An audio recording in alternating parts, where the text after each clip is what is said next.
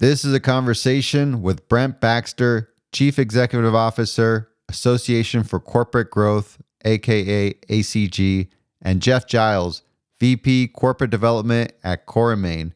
With both their experience in executing deals and the power of networking, we talked about how to optimize your M&A practices to get better deals. We also discussed the importance of relationships in M&A, how to deal with family-owned businesses, executing deals during COVID, the role of technology in M&A, and the future. This podcast episode is brought to you by Deal Room. In a world of M&A, speed, efficiency, and collaboration are key. The AZEK company faced challenges familiar to many. Outdated methods led to time-consuming processes which hindered deal potential. That's when they found a lifeline in Deal Room, a modern end-to-end M&A solution. With Deal Room, AZEK centralized collaboration, got real-time results, and eliminated excess. With Deal Room's help, deals are closed faster, onboarding's 5 times quicker, and they've saved $93,000 annually. Don't let outdated methods slow down your M&A success. Join the AZEK company and hundreds of others. Revolutionize your M&A process with Deal Room, the modern M&A solution. Learn more at dealroom.net. Again, that's dealroom.net.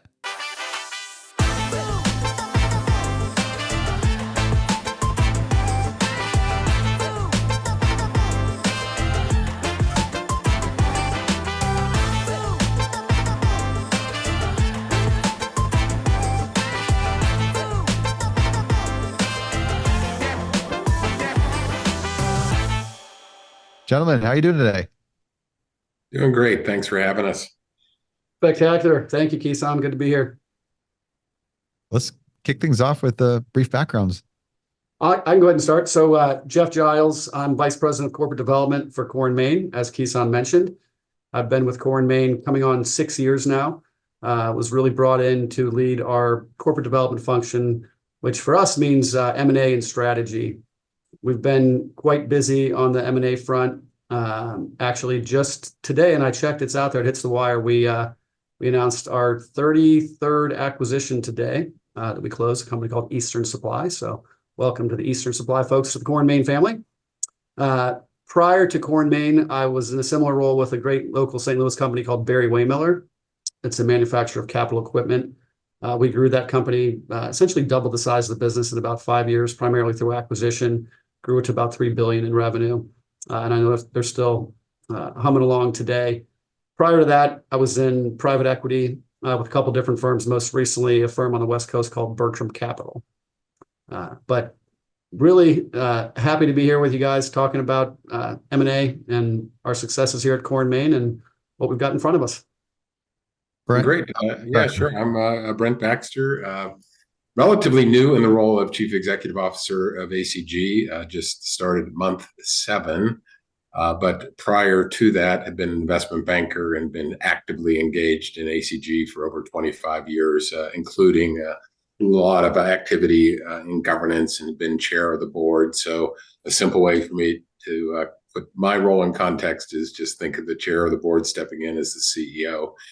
But to amplify on the introduction, ACG is sort of the middle market M&A go-to place with over 15,000 members. We have a significant membership in the corporate strategic acquirer category, huge constituency in middle market private equity, investment banking, and literally all of the M&A partners are extremely active in our association, be they legal, accounting, tax, human resource consulting, you name it, we've got it in our membership. Awesome. I'm excited for this conversation. We got a nice blend from the strategic deal side to your background, Brent, with banking, and then also with ACG as this networking platform to really bring together the community of various participants when it comes to M&A. Well, and to round it out, I spent 20 years as a corporate guy. So I guess I have the trifecta. And that's why he was the perfect guy for the job. Yeah, not too much of anything, just enough of everything or something. I'm looking forward to it. I've been a member for 10 years in the Chicago chapter, and this year is the first year to actually participate with DealMax. Brent, I know you got to be excited about ACG DealMax coming up at the end of April this year. Can you tell me a little bit about what's happening? We're very excited, with ACG. Our premier event, DealMax, is coming up in Las Vegas beginning April 29th. We're expecting something in the neighborhood of 3,500 attendees. We're very excited about our scheduling tool, which enables attendees to schedule highly relevant one-on-one meetings. Last year, we scheduled 13,000 one-on-one meetings while that group was in Las Vegas. So it really has not only the broad brush appeal of being in the room with many of your colleagues, but it also gives you the ability to dive into industry sectors, to find relevant deal flow, to meet new M&A advisors, to learn what's going on in the whole world of artificial intelligence, and all those people are there. So encourage everybody to come. It's a great event. I'm looking forward to it. We're partnering up. I'm participating as well. Jeff's going to be there. You're participating as well, Jeff. I will be moderating a panel discussion, and as I did last year, and I'm really looking forward to it. I'm doing the same. I'm moderating a panel, and there's rumors that I'm going to be doing some podcast interviews on site. So I don't know how that's going to work out, but I'm looking forward to making that happen. And then if you're listening and you're going to be at DealMax, hit me up. Let me know. Reach out so we can connect to DealMax. All right. So we got end of April. Those of you who want to connect with myself and the rest of the corporate development community, go check out ACG DealMax. Kick off this interview. It feels like this market's only getting more and more competitive. Like there's deals to get proprietary deals, but then anything out in the market gets more and more competition to it. What are you doing to get deals faster? Well, I'll take this. So what we've really built here at Core & Main is, I would tell you, a proprietary process-driven approach to originating deals outside of a process.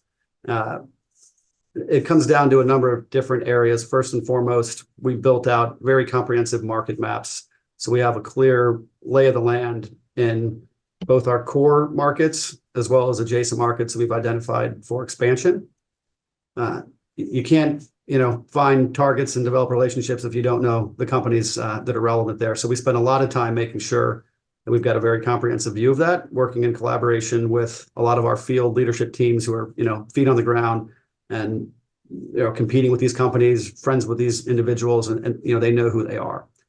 So that's, I think, first and foremost. And then it comes down to building relationships over time, right? I mean, it's very rare that you'll call a business owner or a management team and they pick up the phone and say, well, it's a great thing you called. I'm just about to sell my business and now I'll sell it to you. So it's about being, right place at the right time. But then again, building that relationship over time. One of the things I think that's made Core & Main so successful is a bit of a network effect too, right? Success kind of breeds success. So we started off, after I joined and kind of got our feet wet with some smaller acquisitions and started kind of ramping up with some larger ones. And then, really hitting on all cylinders, have been very busy the last few years. And we've actually had business owners that have called us and said, hey, I saw you bought XYZ company. I know those individuals and they're good people. You must be good people. We should talk. So obviously that's an ideal scenario, but it's about getting out there, building the relationships, and ultimately doing what you say you're going to do when you're going through a process. Yeah, and I think Jeff uses the word relationship, and that's exactly the right word.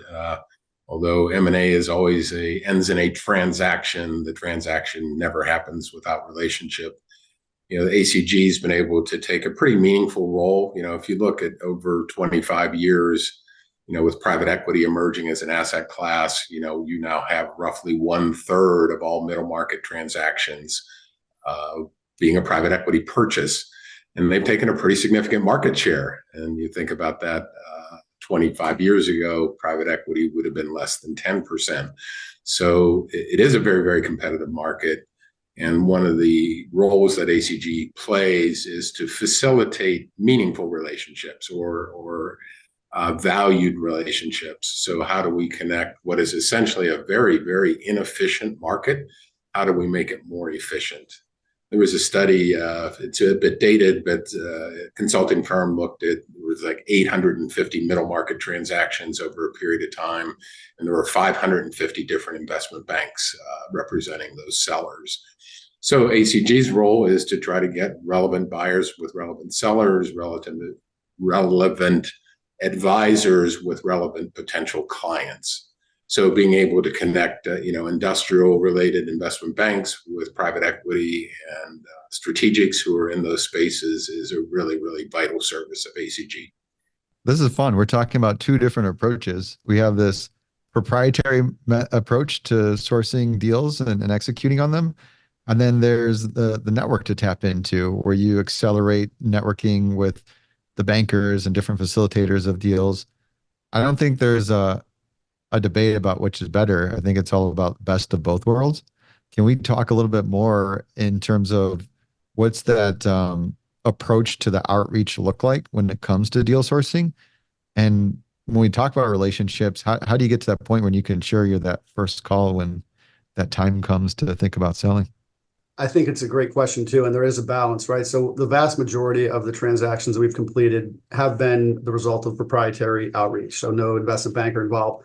That said, we have and will acquire more businesses that have gone through a process where there was a banker involved, and there are pros and cons to both, right?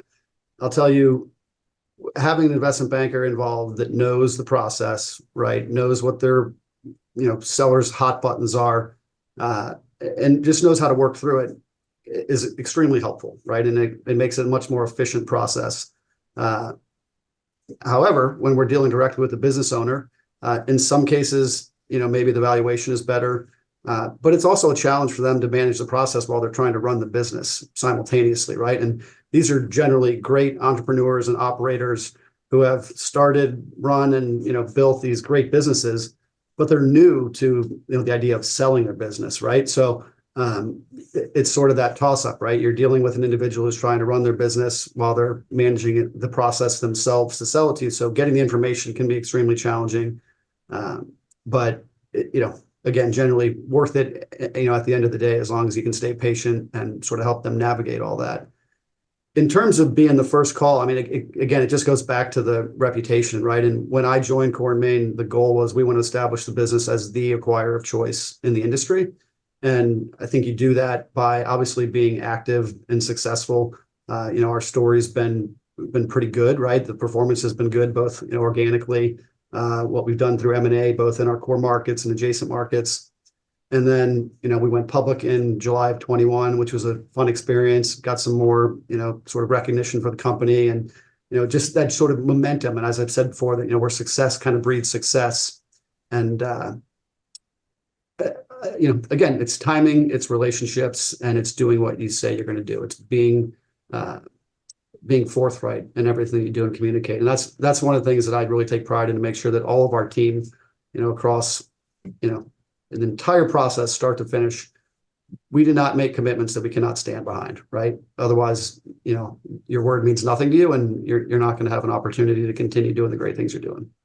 And I think really the role of ACG here, ACG I view as a toolkit that folks like Jeff can use to make either their jobs more efficient or to deepen relationships. So back to that fragmentation, I've known Jeff for a while now, and they're looking to buy companies in all 50 states, and they're looking to really be the consolidator of choice. And in the perfect world, they'd like every investment bank or business broker to know who they are and what they're looking to buy. And they'd like every accounting firm that has clients in their space to know who they are and what they're looking for. And we're investing a lot in data and data connectivity in ACG so that we can deepen that knowledge base within our own membership, so that we can connect firms like Core & Main and folks like Jeff with that pipeline that's going to be a deal 6 months or 2 years from now. Yeah, and adding on to that, as I mentioned, we have acquired several businesses that were in a formal auction process with an investment banker, and in fact, there's one who sold us 2 businesses, which has been great. It's not sort of that recurring revenue for him, but he's active in the space and built a good reputation there and ran a good process that was fair, and ultimately we prevailed twice. So again, certainly there's value there. And to Brent's point, I'd love for every investment banker to just call us when they have a deal. we know that's not going to happen, but it's important that they know who we are. I would tell you, if you're a banker, marketing business in our space, and you don't call us, it's likely because we're on the do not call list and they don't want to sell it to a strategic buyer, which occasionally does happen. But for the most part, just given our size, scale, and what we've accomplished, we're usually on the list. But at that point, we've got to prove ourselves. And again, it goes back to that relationship. I mean, having a connection with the banker in advance certainly can be helpful. Not that they're going to give you any inside baseball, but just that they know how you operate, they can trust you and you trust them. It's very helpful. So there's great value in what ACG brings to the table in those relationships that I've developed over, gosh, I mean, Brent and I probably met 15 plus years ago or something like that. Yeah, that's absolutely right. How do you get on the do not call list for a bank? Yeah, I'm just curious about it, because you think like the strategic would be the shortlisted acquiree. So I'll take that one as a former investment banker. It's usually because the client has an incorrect perception of the strategic buyer. They have something in their head, and often a good investment banker can sort of educate them that the best buyer is often the best buyer. I don't know, Jeff, if that's your experience also. Yeah, I think in my experience, it's generally concern about confidentiality. And I don't know about other strategic buyers, but I don't know that I've heard of many cases of buyers getting a book on a business and then trying to poach all their people, or taking competitively sensitive information that they agreed not to disclose when they signed a non-disclosure agreement, and then acting upon that, right? So there's concern about that. I think in some cases probably unwarranted. Our industry is large and fragmented, but it's also very tight knit. So there is some concern, I think, from that standpoint. There's only been a couple of cases where we were on the do not call list. And, if it's ultimately acquired by private equity, we know it'll come back around at some point. When we look at relationships, I'm thinking of a few different buckets here. We have a relationship with potential target company. We have a relationship with the network of investment banks to amplify our deal flow. We got relationships with the private equity firms because they could have stuff for sale and trade notes with. And then we have a whole bunch of different providers out there, which cover all different things, diligence, integration, et cetera. Can we talk about some of the best practices and maybe how even the approach differs when it comes to building a relationship with these different personas? Sure, I can start. So, again, for us, when we're talking about acquisition candidates, we've already done the legwork, building out the market maps. We know who the good companies are that we think would be a good both strategic and cultural fit. And so that's easy, right? You identify them and then you figure out the best way to make contact in a genuine manner. And usually they know who we are, right? In virtually all cases. So usually the worst message we get when someone, either myself or someone on my team, makes a call or, sort of an introduction to a company is, hey, thanks for the call. We're flattered, but, we're not interested this time. If and when we do decide we'd like to sell, you'll be our first call. We'd love to hear that, obviously. And we've seen that play out in some of our historical relationships. And then it's just about keeping that contact, right? Telling them, hey, do you mind if I continue to reach out, every 6 months or so? And usually they're going to say yes. I mean, it's not rocket science, right? I mean, it's again, it goes back to doing what you say you're going to do. The fact that we've built this great reputation in the industry, we've proven our ability to execute transactions, integrate the companies into our business, and create opportunity for all the people that have joined us through acquisition. So when other business owners see that happening, in some cases we've sort of seen like, hey, what about me? Don't leave us out of this. We want to join the team too. That looks like a lot of fun. And when you're talking about, investment bankers or other service providers, obviously that's got to be more of kind of a shotgun blast for us because we don't have the time to. I don't know, Brent, how many investment bankers are there in the country right now? A few thousand. Yeah. So, and they're obviously not all sort of trafficking in businesses that are going to be relevant for us. So, back in my private equity days, as Brent knows, I went to, 15, 20 ACG events a year and met as many investment bankers as I could because we were investing sort of more of a generalist or at least, sort of multiple industry sectors as opposed to core and main where we're very focused. So there's just not as much bang for the buck, but triangulating around the investment bankers, either that I know or that have emerged that are really focusing on our space, making sure that we've got a good dialogue and relationship. And not just when there's an active deal, but sort of talking about industry dynamics, talking about other businesses, other ideas they may have. That's always a good use of time as well.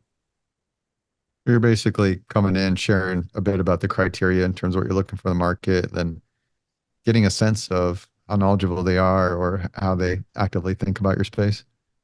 Exactly. And, it's about being top of mind for those individuals as well. Again, even though they're not going to necessarily have, a bunch of opportunities for us in 1 year or even in 5 years or 10 years, or whatever. But when they have that one great opportunity, we want to be that first call. And if we've got a relationship built on trust and they've seen kind of the way that we operate, we'll get that call hopefully when it's a limited process. How about the PE firms? Yeah, so there's definitely been some PE activity in our space. I would say not probably as much as some of the other sectors where I've operated historically. And so yeah, we'll continue to interact with them. Again, we know if there's a PE owner in our space at some point, they are going to sell that business. So it's good for us to obviously have a relationship there. Usually they'll hire a banker and run a process, but if we can have a relationship there that gets us either that early look, which is sometimes possible, that's always going to be beneficial as well. When you look at the providers too, I mean, is that just more of the relationships for when you need those, or do you actually look at those deal flow too? Less today than I did historically back in my private equity days, where again, it was sort of, we're looking at business services, industrial, consumer, healthcare, and we can talk to lawyers, accountants, other service providers that have clients across those different sectors. And, I'm not coming in with, hey, I need a waterworks distributor. Do you have a relationship there? But they're going to have clients in those industries. So for me now, it's probably less relevant. But I mean, you never know where a referral could come from. So I'm not turning away meetings or introductions to new people, but that's less of my sort of proactive outreach. All right, Brent, I'm turning this back to you because I heard Jeff is spending a ton of time with the target companies. And then obviously there's a lot of value in the network and the bankers, private equity, and the various providers. Platform like ACG, how do you best optimize that? Because I feel like there's a lot of different folks working in different type of deals, but to really get the best time for money and hone in on the right people. Yeah, so the best is, of course, doing your homework and being prepared. Jeff's acquisition or Core and Main's acquisition criteria are pretty laser focused, and it absolutely lends itself to a very, very proactive outreach where they can literally know who 99% of the relevant targets are in an industry. That's not always the case, and in fact, more often, acquisition criteria, even for strategic acquirers, are broader. And ACG's role is to make that inefficient market more efficient. So I'll use an example. One of the larger pet care companies in America, attends our DealMax event, and they attend that because in advance they're able to identify the private equity firms who have pet care investments, the investment banking firms who have pet care expertise, the law firms who have done regulatory work around pet care, and the accounting firms who have done Q of E on pet care. And in 3 days, you can have 25, 30 meetings, all extremely relevant to your charter as a strategic acquirer. And there's no place on earth you can be that efficient around an industry vertical. And at ACG side, we're trying to provide better data to the attendees so that we can help them curate those meetings. But the other side of that, and Jeff, alluded to it too, you just don't know what you don't know. I can't tell you how many ACG events where I've been in a random conversation and all of a sudden I found someone that, an attorney or an accountant that has a client that's spot on, for an area that we as an investment bank, had a particular expertise. I've had the phone ring, back in my investment banking days from someone I talked to at a cocktail party like 6 years ago, and they say, "Hey, Brent, do you remember me?" And I go, "Yeah, sure." Say, "Well, remember you told me, you did a lot in, plastic closure systems, and I have a client that has now willing to come to market." So, network is just invaluable. And you just never know where that investment comes from. So my tip for me, Brent, is to make sure you do your homework ahead of time so that we can strategically book as many meetings as possible, but then don't discount the bar or whatever conversations that random conversations.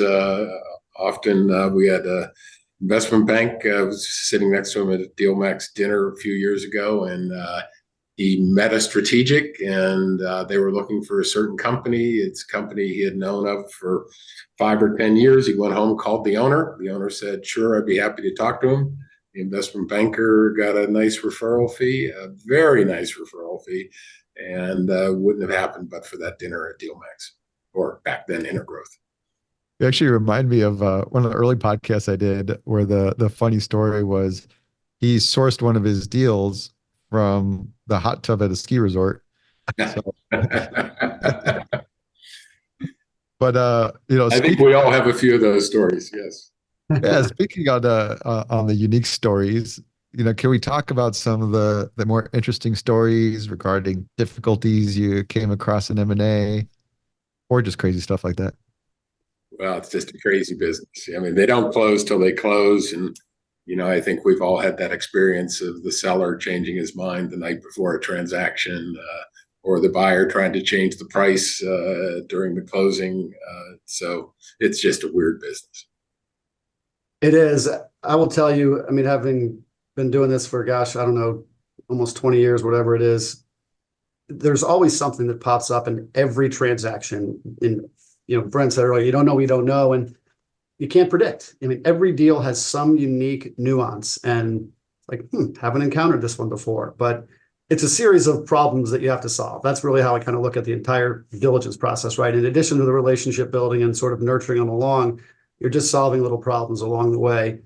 And inevitably, in all the transactions, something pops up that you haven't experienced before, and you just got to work through it. This is sort of more of a common one, and this may seem counterintuitive, but again, we're trying to be very forthright and above board in everything we do. And we're generally dealing with business owners who do not know how to sell a business.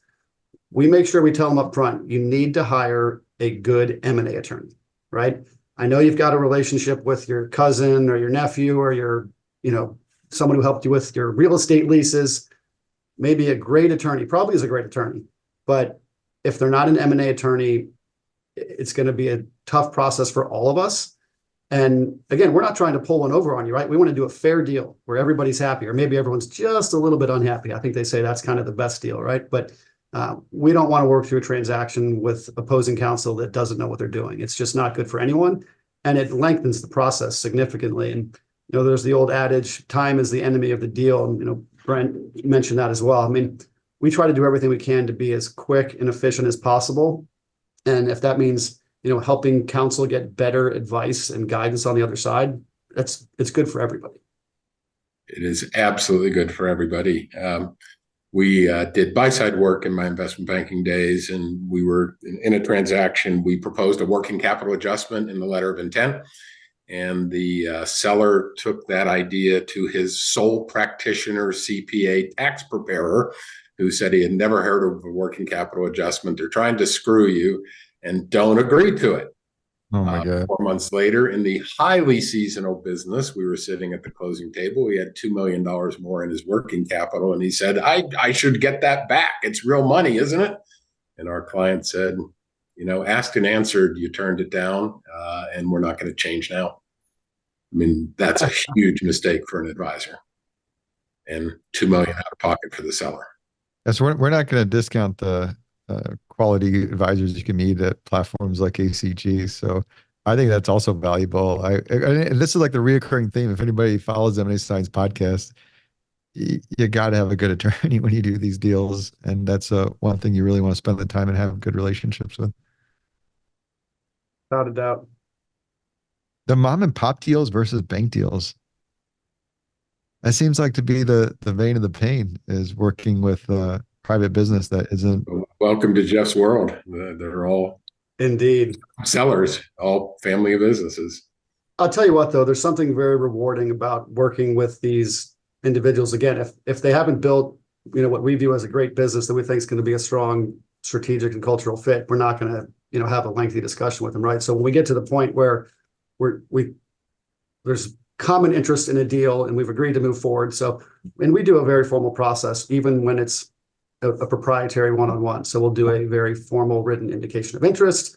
If we're in the right ballpark, we provide them in, sort of a secondary request list, and we hone that into a LOI. Very formal written document, contains 20 terms that will flow into the purchase agreement, and we try to be very transparent about what that process is going to look like from start to finish. Otherwise, it's going to be a big mess. So again, the challenge is they're running their business simultaneously. On the positive side, you really are able to develop these great relationships with these people, and you're helping them achieve their dream, right? They built a business. Now it's come time for them to monetize it.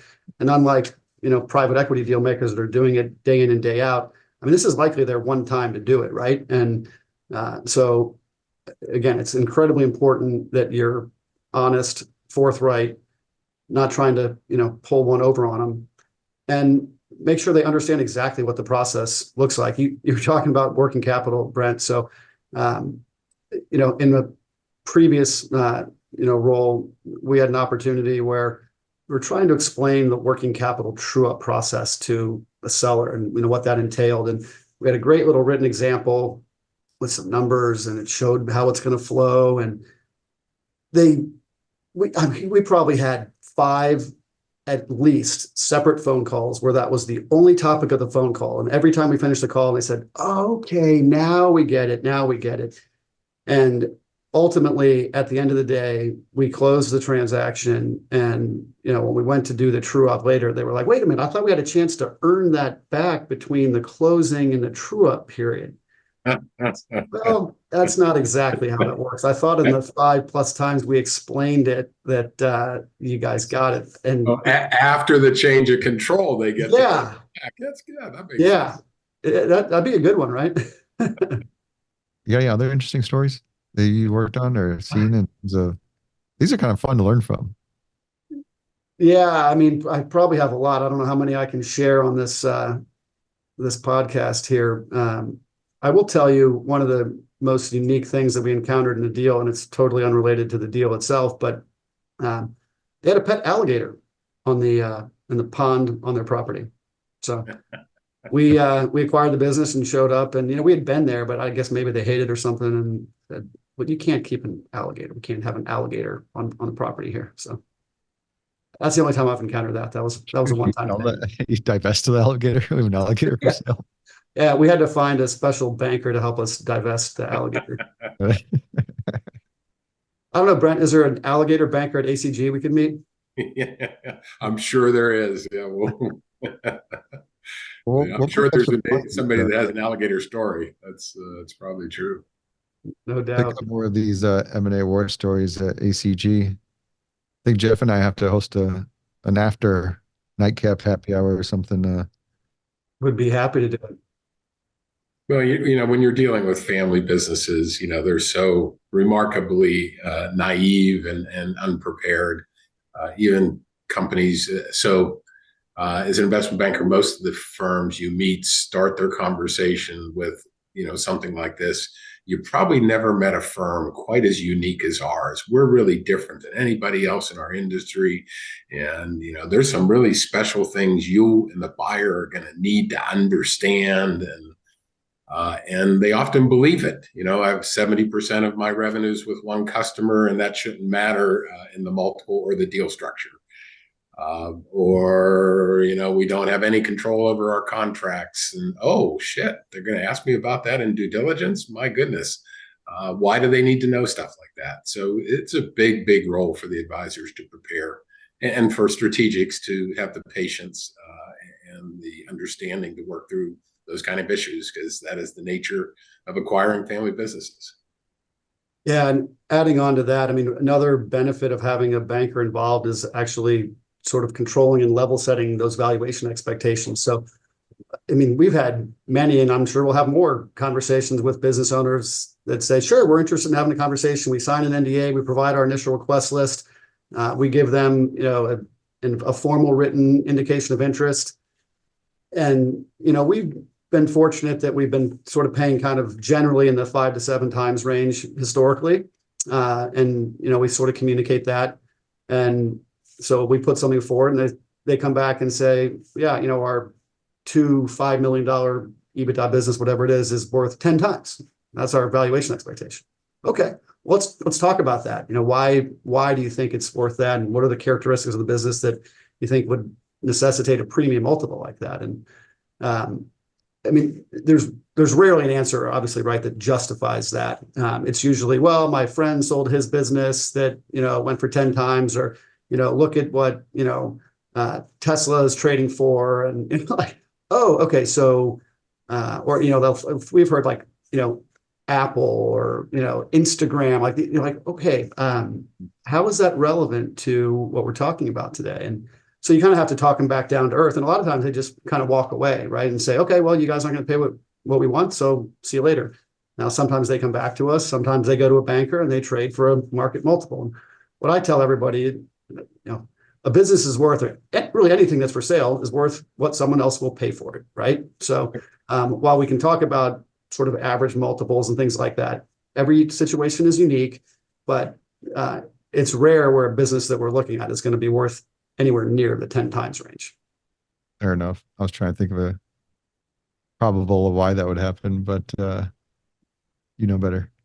Yeah, it's going to be tough. Let's talk about executing deals.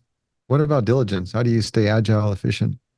That's something that we've really continued to refine as we've worked together as a team and as the company has sort of grown and developed. Obviously started with a company that has a long history, but the Core & Main name and sort of company as it exists today was really established in August of 2017. And then I joined in March of 18. And what I really did at the outset was, as I said, a very formalized process for how we're going to go about start to finish, from sourcing through integration.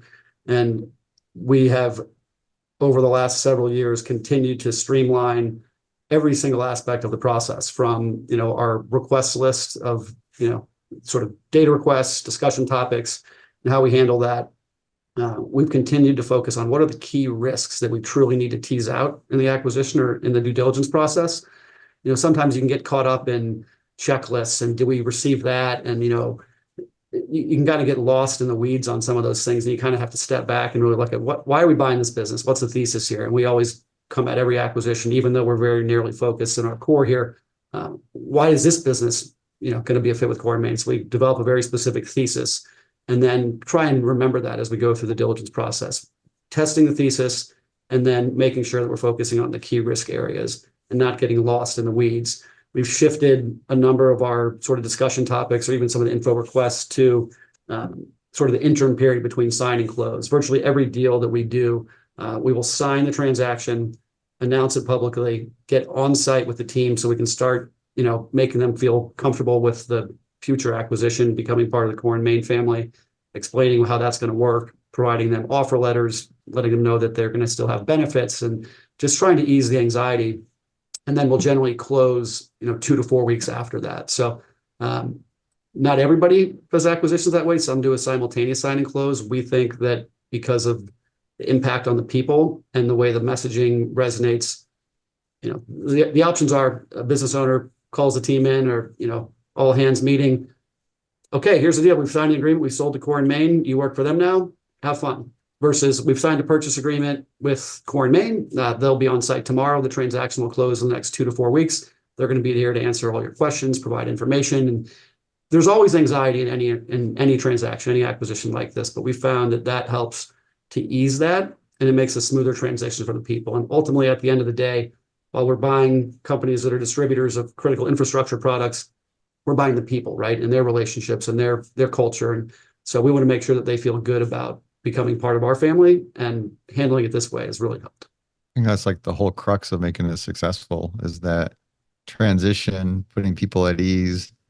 It sounds like you learned from time. Don't sign and close and say, all right, I'm out. A sidebar, but important to that. So I've started an education series for all ACG chapter executives and directors so they can better understand the industry we serve. And I was talking about, just the evolution of, due diligence. And I'll date myself here, but, and Jeff, you probably remember this as well, right? The war room, right? Where you printed off all these documents and you put them in a conference room and you filled these conference room with boxes, and in came the accounting team from the buyer and the lawyers, and they spent days. And then there's been things like virtual data rooms and folks that have deal room technology where you can close deals virtually and you can control access and you can upload documents, and literally hundreds and hundreds of people can coordinate a process, software for coordinating deals, the whole, I'll call it science that is developed around quality of earnings. It's really radically different now today than it was even 15 or 20 years ago. And that's the impact of technology, of firms like yours, frankly, and just the sophistication of what we call our M&A partners. The rest of the world calls them service providers, but they have really qualitatively changed the ability to get deals done. I should speak more highly of service providers since I fall in the category. But partners. Hey, going back to the execution, I was curious about like COVID, and everybody's got an interesting story of how that may have impacted or made significant changes, particularly around how you had to execute deals. I know you mentioned something to me before around this.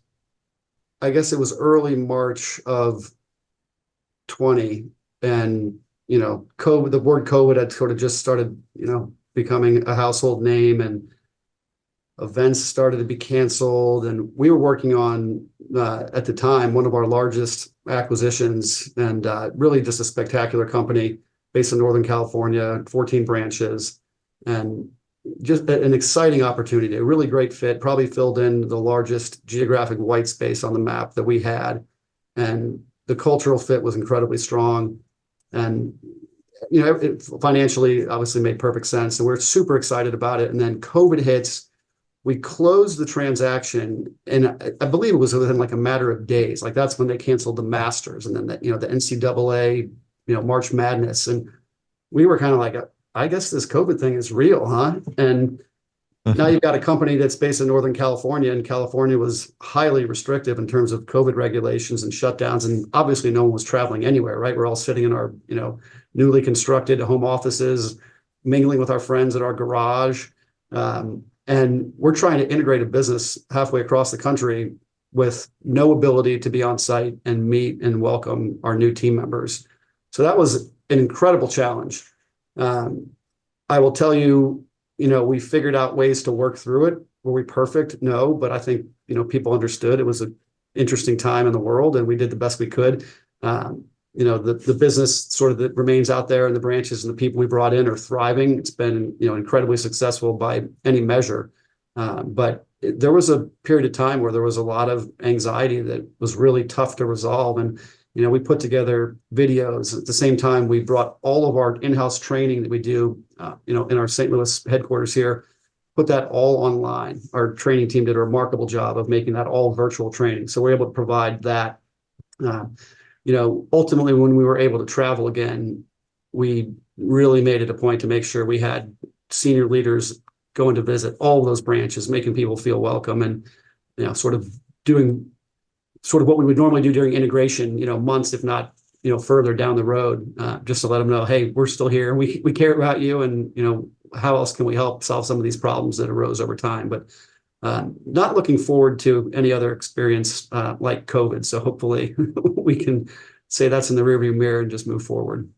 It's interesting how some were pretty dramatic changes, but then they stuck. They really go back.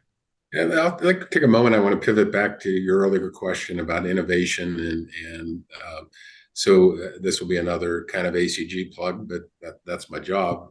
But St. Louis has had a corporate peer group for a long, long time, where folks like Jeff can get together on a regular basis and meet their peers. And one of the things I'd observe, Core & Main really has an excellent human resource and culture integration process. which is something many acquirers struggle with. But as a company, Core & Main, buys these relatively small family businesses, and then in many cases wants that entrepreneur to stay on and learn how to survive as a corporate person running a branch inside a larger organization. And it's a very intentional process, what Core & Main does. And Jeff was able to share that with his colleagues in this peer group setting. And I can tell you they all learned something from that. So that's how you learn innovation too. It's really about engaging with your peers. And so sorry for that, Jeff, but I had to throw that in because I remember that presentation today. So. Well, no, I appreciate any plug for Core & Main and what we built is appreciated. So yeah, it's interesting. I am now the chairman of the corporate peer group, probably the worst chairman that the organization has ever had, because I think I've maybe been able to attend, 10% of the events that we've had in the last couple of years because I've been traveling. I'm like, does nobody else travel anymore? Is it just me? I feel like I'm always out of town during those meetings, but we've had some great speakers that have come in, and it is a really valuable group. And another aspect of ACG that I think is pretty special and somewhat even unique to the St. Louis market. We've always had a very strong corporate membership in St. Louis, and that corporate peer group definitely adds value to the members here in St. Louis, whether it's relationships that we talked a lot about, or just specific sort of examples or case studies about something they encountered in a transaction and how it can be relevant to someone else who's working on something similar. I've seen a lot of those sort of offshoots, like, hey, what you just said, we need to talk about that. And there's a lot of sort of great, just natural, organic learning that comes as a result of that. I couldn't agree more. The most valuable asset is your peer group. I think especially in this industry, because it's just, there's no standardization. People have heard me echo that so many times, but it's just the industry operates in silos, and you really have a tough time getting access to it. The best you can do is get a good peer group and trade notes and learn from each other's experience. Yeah, corporate development is really quite similar, no matter whether you're in a tech company or an industrials or a waste management company. It's about building the pipeline and getting deals done and managing process, and it really is very, very. There's a lot of generic similarity that I don't think has been as well socialized inside the corporate community as it has been inside the private equity community, frankly. I want to ask you about tech, since we brought up tech. How's technology played a role in your M&A processes, particular diligence integration? Yeah, so I can start with that. So Kison, you're probably familiar with Deal Room. I never heard of it. What is this Deal Room? Well, maybe if I get a referral fee, I can share some more information about that with you. No, it's look, we've used a number of different CRM systems, and I'm going to just call it a CRM system for now, and you can correct me and use the correct terminology. But over time, so the first, when I was in private equity many years ago, started using Salesforce.com and sort of spent a lot of time highly customizing that for our needs. And that was really mostly kind of CRM, going out and meeting bankers, logging meetings, logging all the deals, logging all the NDAs, and really focusing on those metrics, like how many NDAs did we sign with this banker, and how many deals did we take to IOI, LOI, these things. And you can look at it and sort of help to prioritize which relationships you spend time with. Given what we're doing now, that wasn't the right tool for us. We had another tool that sort of failed on us. And so we've been working with Deal Room probably over a year now. And it's a great user interface for our pipeline management. I mean, we're using it on a daily basis.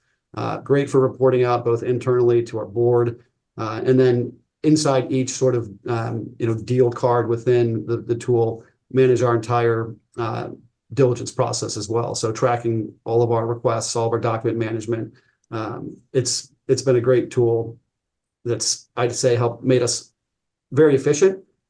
You've got all the information in one place, and it's again, it's very user friendly. There's the learning curve for it is very, very small, or I guess not steep. And we've got team members that join the company, they're up and running on it in a matter of days, whether they're helping with diligence, integration. We've got a lot of functional team members, as you can imagine, different than sort of the way private equity does their due diligence and works through a process.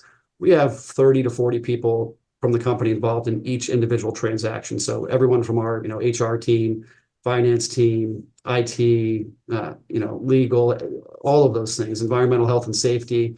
So they need to be able to understand how to use the platform, how to find all the information. So that's been a great tool for us. It's helped us become more efficient, especially with the pace that we've had recently.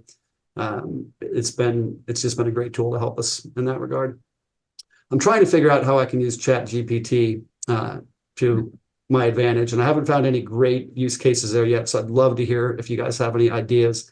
I have been trying to sort of loosely look at, as we're identifying adjacent markets, sort of get me thinking about, different things that I can look into sort of outside the box. But other than that, I know there's a use case out there for me. I just haven't found it yet.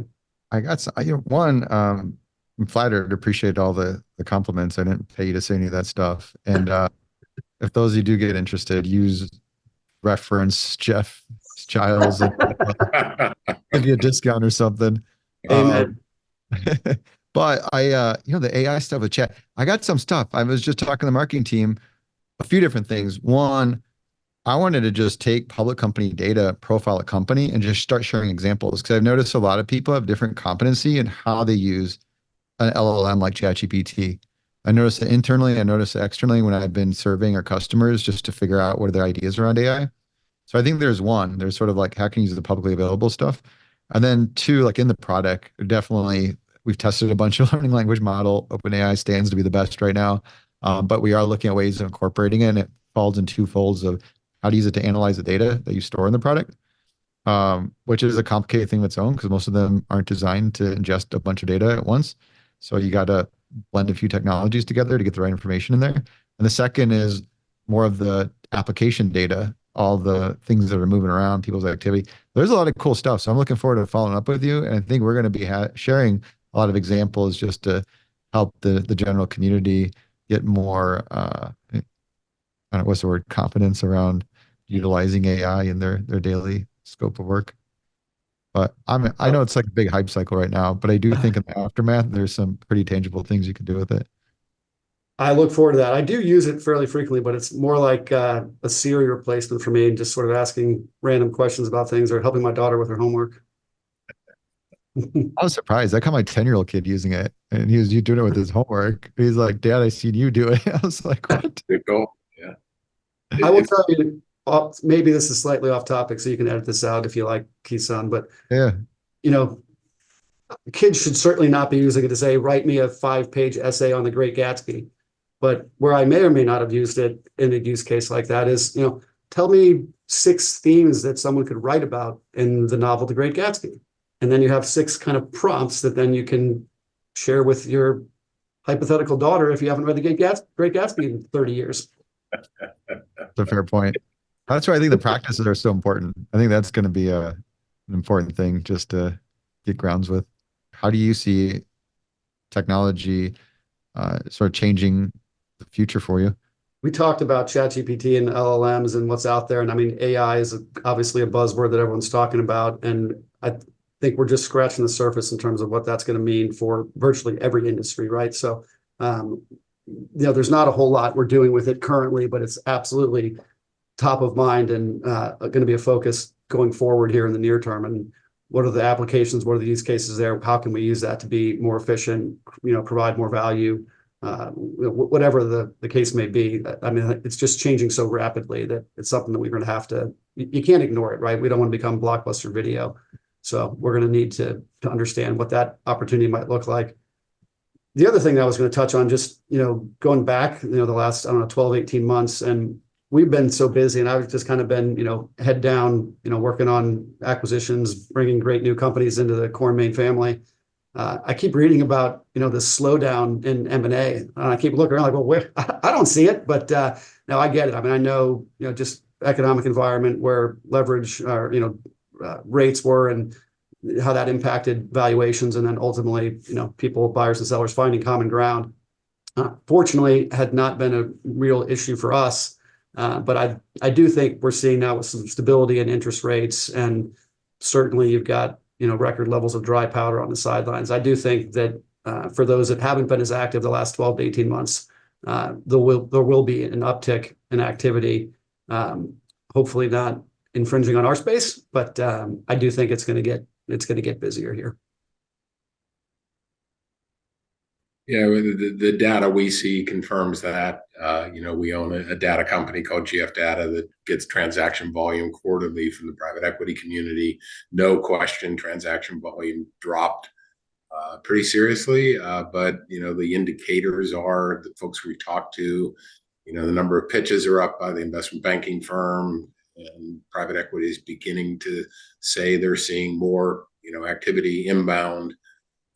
And there's no question, I have the opportunity to go to a number of ACG events. Often there's an economist, and the economists are talking about what Jeff alluded to, stability or downward trajectory in interest rates, and a massive amount of capital that is sitting there that needs to get a return somewhere.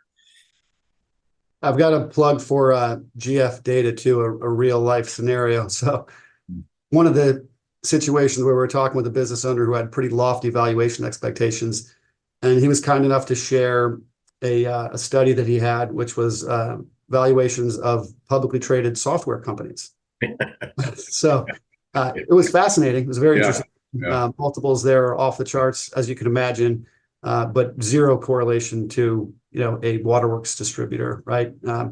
And I didn't share the report because I didn't want to do that, but I did share some snippets. So here's more what a distributor in this sort of size range over the last 20 years would trade for. You might find it's a more relevant data set. The numbers are going to be a little different than your publicly traded software companies, but I think we should probably talk here versus there. So, well, good. Very good source of data for us. Gentlemen, thank you so much for taking the time. You've helped contribute to helping me become a better M&A scientist. Those of you still with us, thank you for sticking through. Till next time, here's to the deal.